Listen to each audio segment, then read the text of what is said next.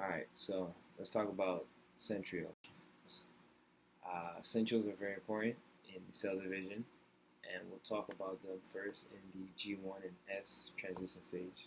So first thing they do, they disengage from each other, and from there the centrioles give rise to a new one, as we have here. Alright, these are the beginning parts, the G1 and S phase. Okay, spindle fibers still hasn't been formed yet. Now, as we move on to the next phase, prophase. Alright, so now let's talk about prophase. Now, during prophase, the centrioles, they start to move to the opposite sides. Right? One side, one side.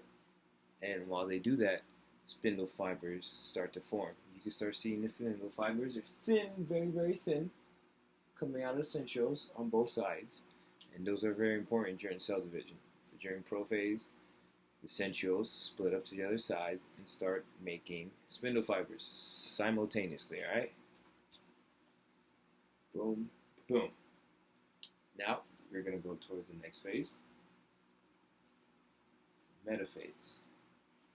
Alright, so now in metaphase, centrioles help position the fibers, okay,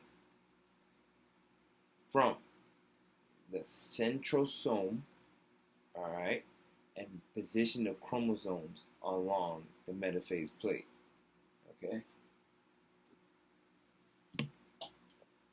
Now, we're going to move towards anaphase, alright.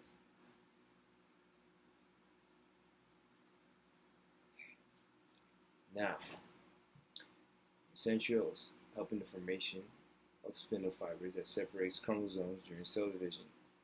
This occurs during anaphase stage of mitosis, which the chromosomes move towards different poles of the cell, and without the centrioles, the chromosomes will not be able to move. Alright. This is anaphase, these centrioles. Spindle fibers are moving the chromosomes. They're split up to chromatins now onto separate sides of the pole.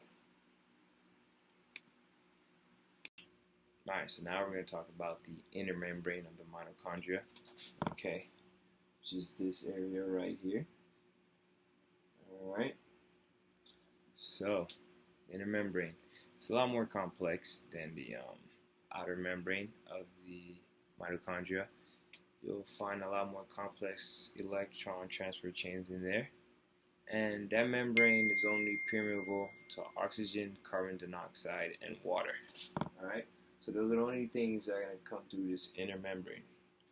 Now, these gaps, these blue gaps in here, is what you'll call the matrix. Alright? Matrix, inside that matrix you'll find complete mixtures of different types of enzymes, and these enzymes are important for the synthesis of ATP. Alright, so let's talk about the rough ER, or the whole name is the rough endoplasmic reticulum. So this one serves for many general functions, alright, including the folding of protein molecules in sacs called cisternae, and the transport of synthesized proteins into the vesicles to the Golgi apparatus. So this is what we're looking at. Right here, this area is a rough ER, as you can tell by these red studs right here. Okay, right next to the nucleus. And right next to it you have the smooth ER. Alright, you can tell the difference between the rough and the smooth because the rough has these dots called ribosomes, and the smooth are just smooth. Okay? Now, the smooth endoplasmic reticulum can only be found in animal and plant cells, unlike the rough ER. So, the main function of the smooth ER is to make cellular products like hormones and lipids. Now, so where do the lipids and proteins go from the rough ER? they go to the Golgi apparatus. That area, you can think about it as the post office or your UPS or FedEx.